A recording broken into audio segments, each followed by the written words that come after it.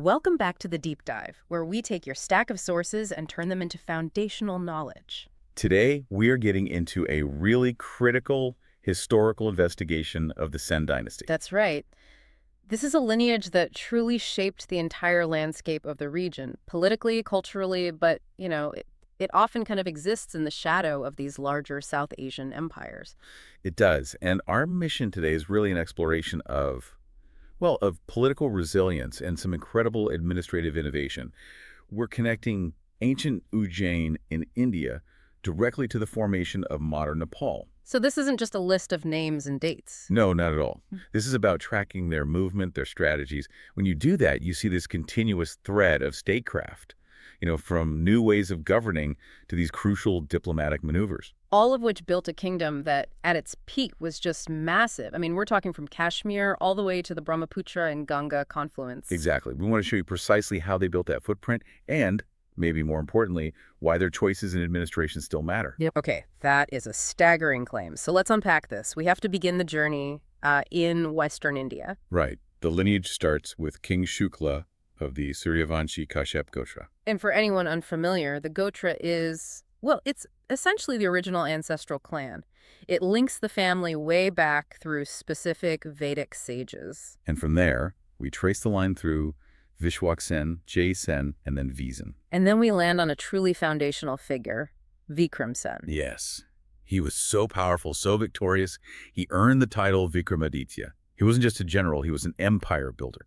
He made Ujjain his capital. But what's so critical for our deep dive today is his direct, very early connection to the high Himalayas. The sources are clear. He conquered Nepal. And ruled there for 12 years. 12 years. And in that, relatively short time, he leaves behind this marker, both physical and political, that has just lasted for centuries.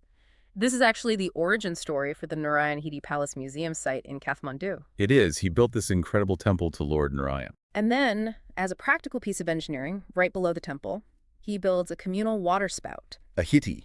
That's what it was called locally. So you have Narayan above the deity. And Hiti below the water, the life source. And the two together, Narayan Hiti, gave the whole area its name. It's this link between engineering, piety, and a major seat of power. But here's the real aha moment. The thing that connects this ancient king directly to your daily life if you live anywhere in the region. Okay. The sources tell us that the Vikram Sambat era, the calendar we abbreviate as VS, which is still the formally recognized calendar in Nepal and parts of India, began on a very specific day, the 1st of Baishak. Right, but why that day? It wasn't a birthday or a military victory. No, it was an act of profound social and economic policy. That was the day Vikram Sen paid off every single outstanding agrarian debt for all the indebted farmers in Nepal. Wow. He made them all debt-free. So the entire calendar era, this VS system, is tied to a massive economic relief package. A calendar built not on military might, but on debt relief. That's a fantastic nugget, but it also raises a question for me. Go ahead. I mean, how complex does an early state have to be to manage a debt write-off on that scale? That implies a whole mechanism for tracking debt, for absorbing the cost. Precisely.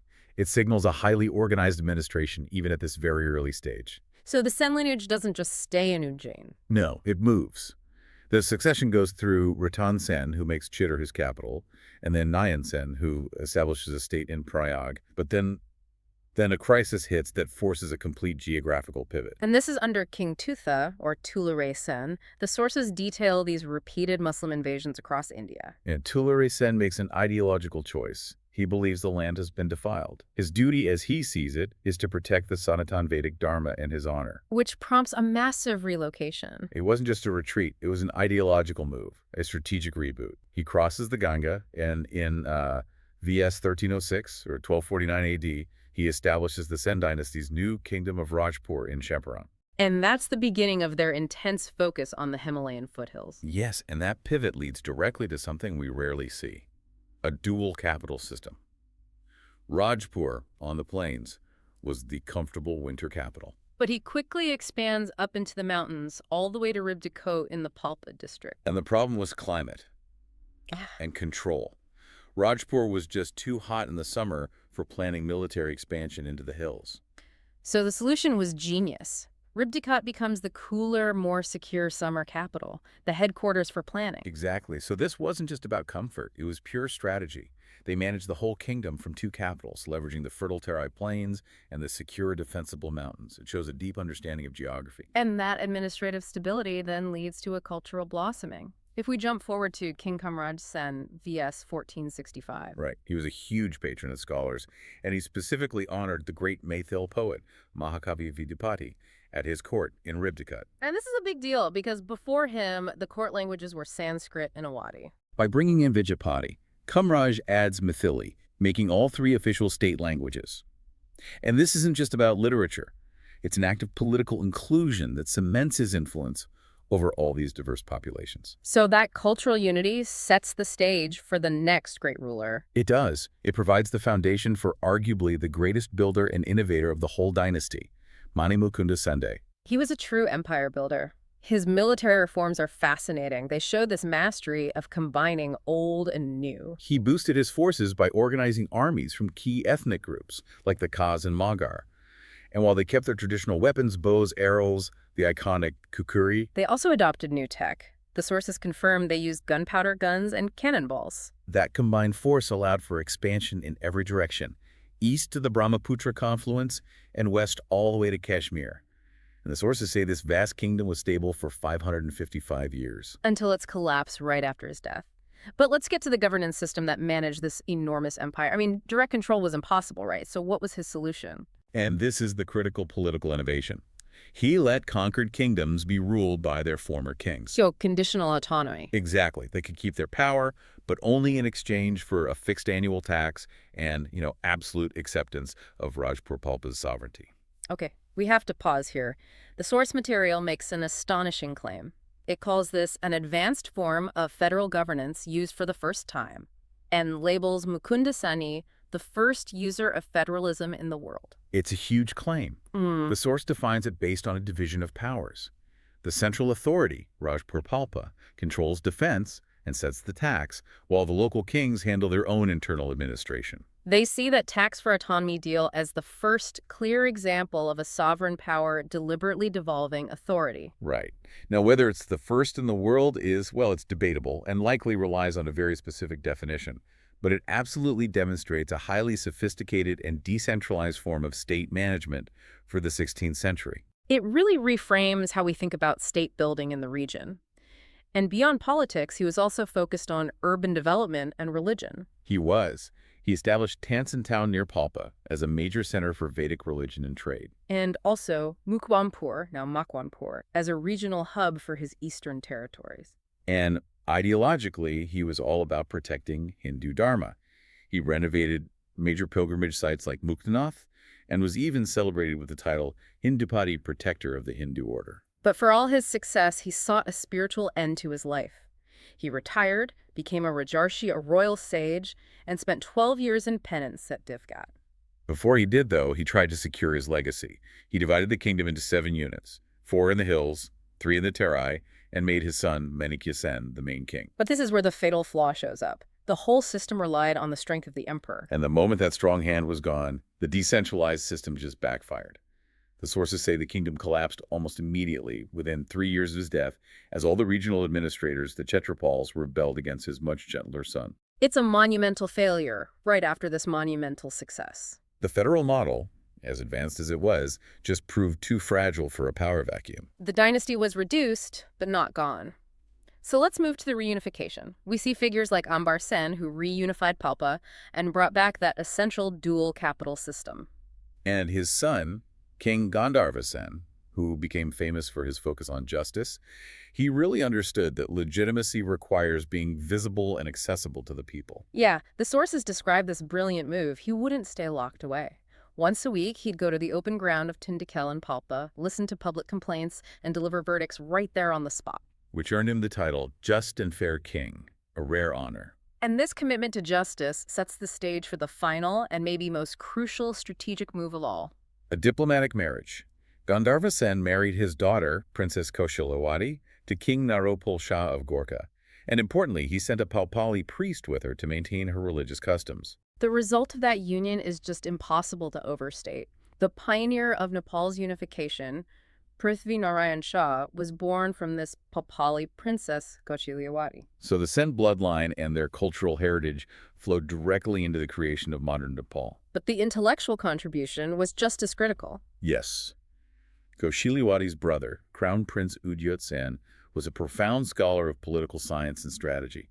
He died young, never became king, but he became the key strategic advisor to his nephew, Prithvi Narayan Shah. So when Prithvi Narayan Shah was planning to conquer the Kathmandu Valley, the Nepal Kaldo as he called it, he specifically asked his uncle for advice. And Udyot Sen's response became this legendary military mantra. It was masterful. It recognized both military reality and social dynamics. First, the political part. Lomjung as a Garuda, deceive its eyes. Yeah. But then, critically, the advice on deploying troops was based on their ethnic characteristics. Put the aggressive Khaz army in the front and the patient Magar army at the back. Right. Attack the enemy by surrounding them from all four sides.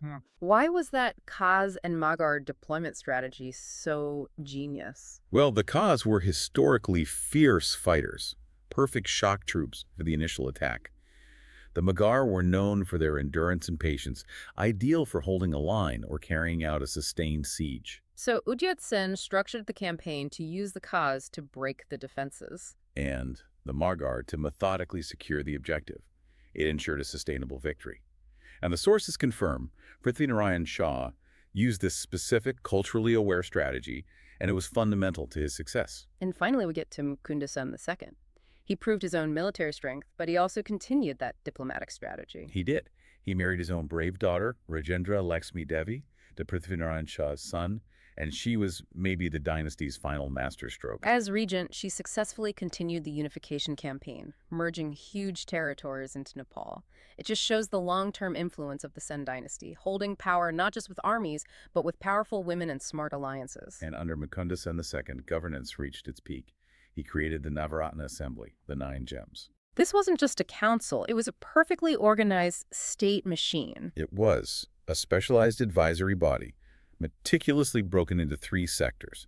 3 advisors for defense, 3 for justice and administration, and 3 for education and culture. An incredible level of specialization, ensuring the Palpa state was governed systematically right up until the end. So what does this all mean? The Sen dynasty was a powerhouse of administration, military, and diplomatic innovation. We've gone way beyond just a list of kings. We've uncovered these systems of decentralized governance and tactical strategies that literally helped create a modern state. Yeah, we've traced this continuous line of innovation, from a calendar based on economic justice to sophisticated dual capitals to unique federal system, and finally, the strategic military advice that catalyzed the unification of Nepal. They were pioneers of statecraft, whose influence is often felt even if the names are forgotten. Which leads to our final provocative thought for you to think about. The sources are clear that much of the written history of the Sen dynasty, the birch bark manuscripts, the copper plates detailing their early federal system, was lost or burned in later invasions, specifically around VS 1861 during King Rana Bahadur Shah's reign. So here's the question. If those original detailed records of a 16th century tax for autonomy governance model had survived, how might our global understanding of the origins of political philosophy of federalism have evolved outside of the typical Western narrative? Something to mull over until our next deep dive.